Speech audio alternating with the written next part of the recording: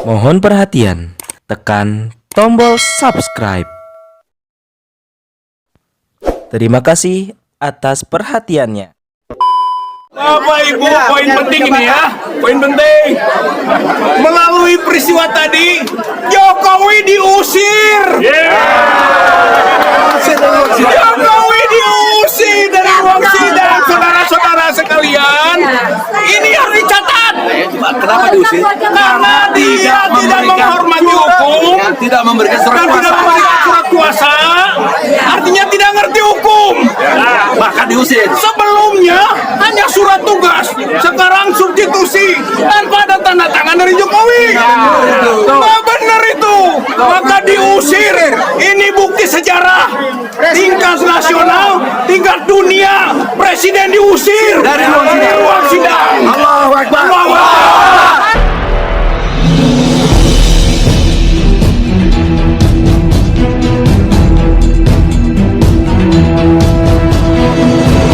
Muhammad, driver online Depok.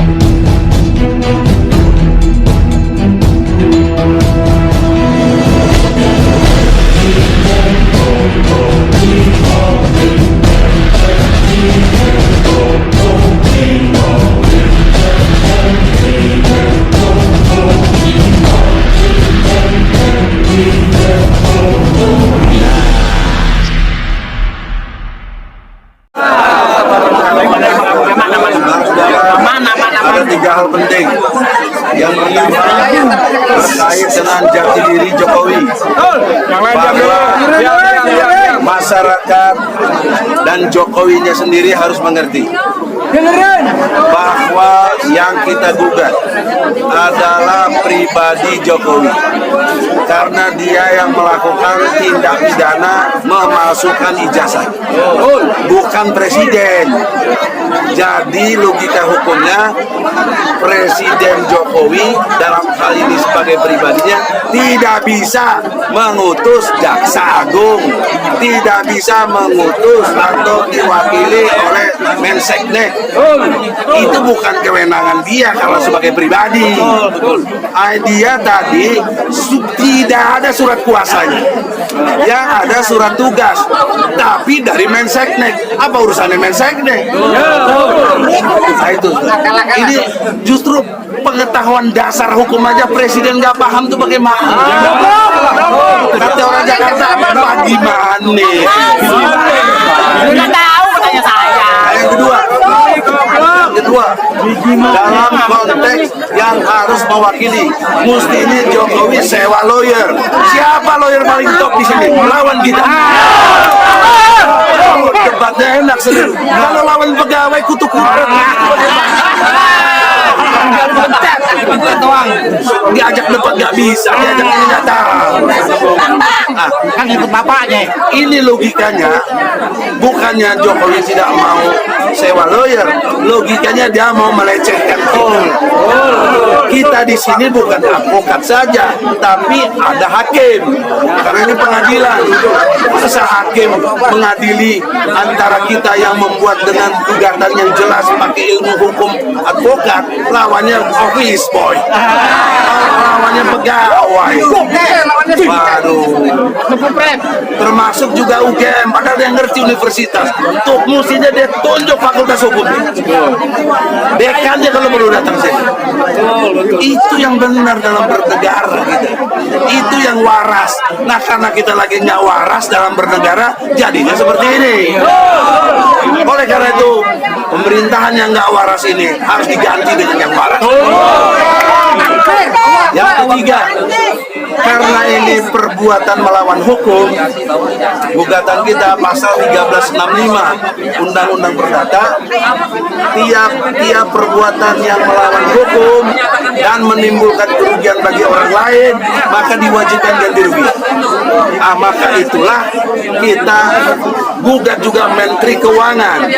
Kenapa? Karena ijazah dipakai sama Jokowi bisa jadi presiden.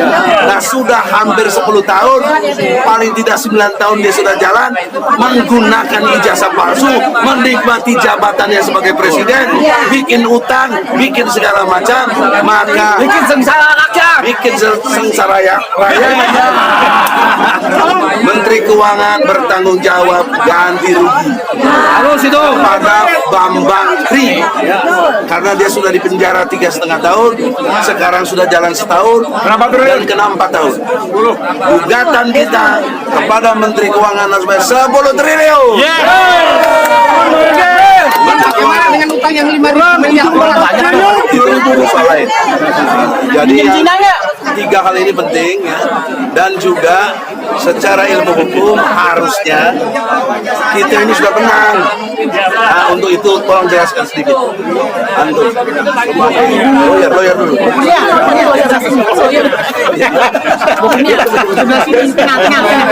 Assalamualaikum warahmatullahi wabarakatuh. Jadi saya ingin menyoroti dari sini hukum acara dalam rangka proses perdata. Seperti kita ketahui, sejak 2 minggu yang lalu, sidang perdana kita di Pengadilan Negeri Jakarta Selatan yang sama di ruangan yang sama, ya, para pihak tergugat tidak ada yang hadir dengan berbagai alasan. Oke, oleh sebab itu pada sidang kali ini sudah 2 minggu berjalan dan ditunda dengan berbagai alasan juga ya. Tadi rekan Edi Sujana tidak hadir juga. Oleh karenanya, secara hukum acara sebetulnya saat acara perdata, hakim kami desak dan hakim juga sudah punya kewenangan untuk melakukan persidangan atau persidangan dengan memutuskan perkara ini, bisa memvonis sebetulnya. Betul. Dasarnya apa?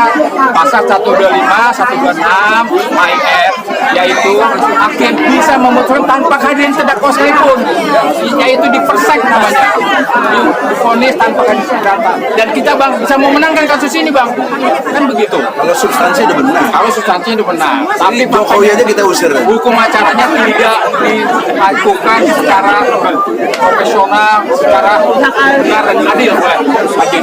Dan sebetulnya ini sidang hari ini hanya upaya-upaya menunda-nunda, ya, upaya menunda sidang ini. Walaupun janji akan dilakukan sidang selanjutnya 2 minggu yang akan datang. Tapi secara Hakim bilang 2 minggu padahal dia bilang seminggu, betul tak? Nah, itu aja udah ngaku. Ini ciri-ciri hakim sudah berpihak. Hakim munafik. Masa pakai pos udah punya kurir lembaga. Jadi aja sehari pantas posnya bangkrut. Assalamualaikum warahmatullahi wabarakatuh. Allahu Akbar. Allahu Akbar. Allahu Akbar. Saya tetap akan takbir walaupun saat tadi saya hampir tertendang dari ruangan sidang ya. Nah, memang saya merasa agak keanehan pada hari ini bahwa hakim seperti membuat move baru gitu ya. Bahwa tiba-tiba saya dikatakan tidak mempunyai legal standing karena tidak ada nama saya di situ. Kalau begitu mengapa minggu lalu dia bacakan? Alasannya karena yang dia baca adalah gugatan. Ya salah lu sendiri. Mengapa lu baca gugatan kan begitu? Kalau Anda yang salah jangan salahkan saya. Makanya tadi saya sampaikan kepada salah dua daripada prinsipal kita, apakah benar mereka memberikan kuasa kepada saya? Oke? Nah itu kecil. Saya diberi kuasa apa enggak bang? Diberi kuasa. Diberi kuasa. Yang Kurnia diberi kuasa. Saya bukan orang gelap datang ke sini ya. Mohon untuk Ibu Hakim yang terhormat ya. Penempatan Ibu Hakim sebagai ketua majelis saya pahami. Mungkin ini untuk menghadapi wanita sama wanita ya. Diperlukan orang-orang yang tegar. Saya bersyukur seandainya Ibu Hakim tadi yang terhormat ketua majelis sama tegasnya seperti dengan ketegasan beliau di sidang pertama, kami tidak akan protes, pengunjung pun tidak akan protes kan begitu. Tapi ini sudah nampak keberpihakan. Keberpihakan menunjukkan apa yang dituliskan oleh siapa itu Profesor Antonio Budiawan ya. The point of no return. Ya, apa itu? Titik di mana tidak bisa kembali. Something wrong ya with this condition of this country. Itu pasti. Nah, oleh karena itu saya ingin mengatakan kita sudah menang. Ya, saya mengatakan sudah menang. Karena kalau sudah menang itu tidak dibutuhkan banyak rekayasa. Ya kan kami harusnya sudah menang. Harusnya kami tidak perlu berpanjang-panjang sehingga tercapai yang namanya persidangan berbiaya ringan, cepat dan sederhana. Saya ingin ingin mengatakan ini kesempatan pengadilan untuk menunjukkan proaktif kepada sebuah peristiwa hukum yang menjadi perhatian banyak orang. Bukan cuma ijazah palsu jilid 1, juga jilid 3. Ya, Bambang Tri sudah merasakan kepedihan luar biasa, Gus Nur sudah merasakan kepedihan luar biasa pada hari ini. Ya, di penjara. Ya, oh enak sekali segala macam kekuatan yang dimiliki. Kita ini sudah banyak kesedihan ya. Baru saja kita dikagetkan dengan keputusan Mahkamah Konstitusi yang diplesetkan menjadi Mahkamah Keluarga atau Mahkamah Khianat oleh Bapak Amin Rais ya. Hebat sekali Pak Manda yang menjadi ketua majelis bisa menjegolkan sebuah keputusan walaupun dikatakan 40 tahun, tapi alternatifnya itu pasti mengandung sesuatu, yaitu apa? Mereka yang sudah memimpin suatu daerah ya, bisa memimpin daerah, maka itu bisa lolos. Ini untuk apa? Dan kita ketahui Prabowo pun sudah menyiarkan siapa yang akan menjadi wakil presidennya. Jadi ini adalah drama yang terlalu gampang untuk ditebak dan ditertawakan, dan tidak bikin kita tertawa, bikin mules, bikin muak. Saya kira itu saja yang bisa saya sampaikan. Saya meminta, ini ada Buya Afrinaldi ya. Buya, saya meminta, maukah Anda bersedia besok masing-masing ya, nanti prinsipal, nanti masing-masing semua yang hadir di sini pasti punya ijazah kan? Kalian mungkin bukan orang kaya, tapi kalian orang jujur. Bawa yang asli, gak tunjukkan di depan pengadilan. Waalaikumsalam warahmatullahi wabarakatuh. Bang Rizal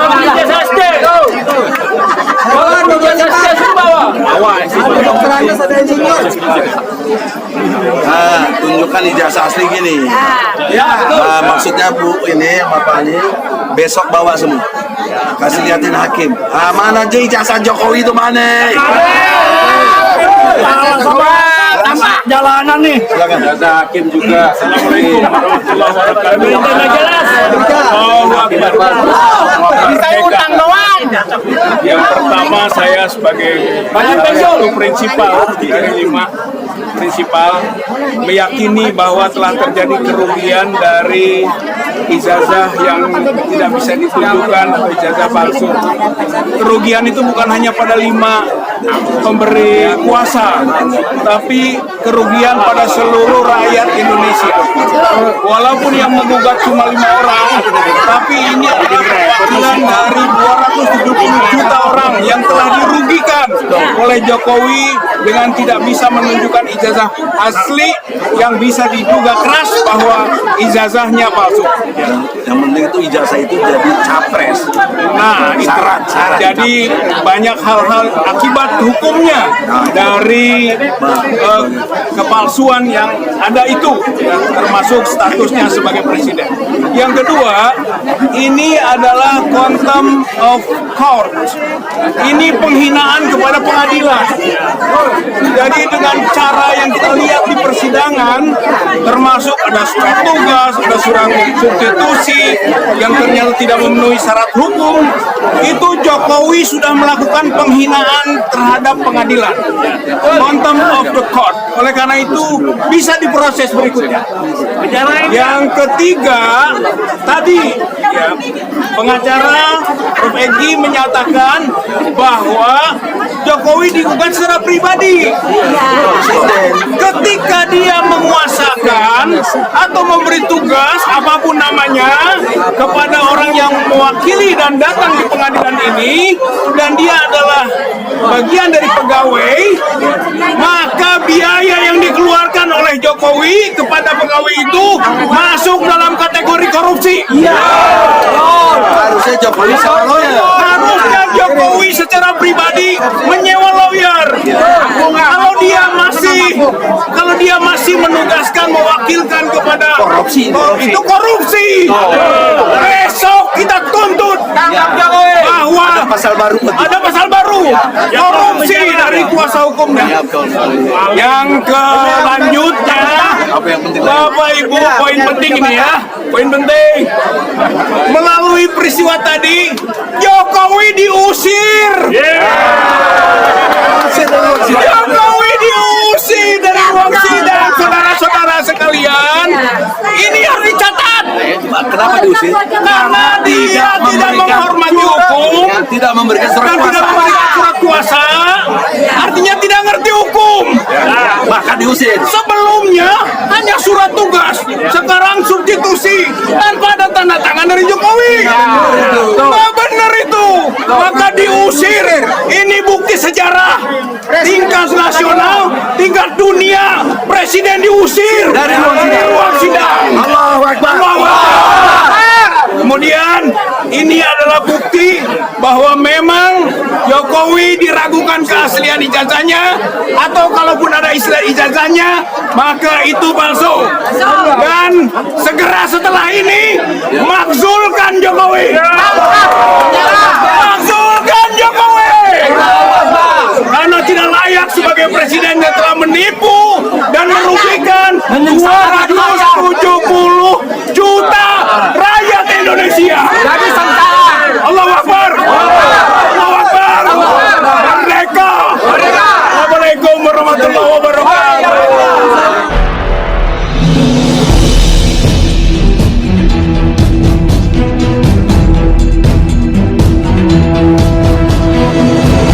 Muhammad, driver online Depok.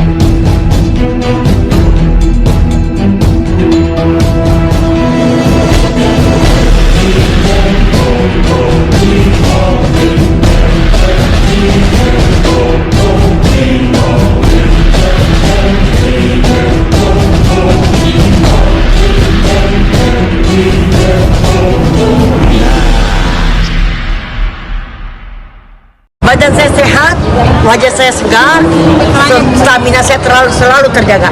Karena apa? Resepnya, rahasianya adalah minum madui hutan badui. Jangan lupa belinya pada Bang Ramin. Ingat, Bang Ramin ada di sini.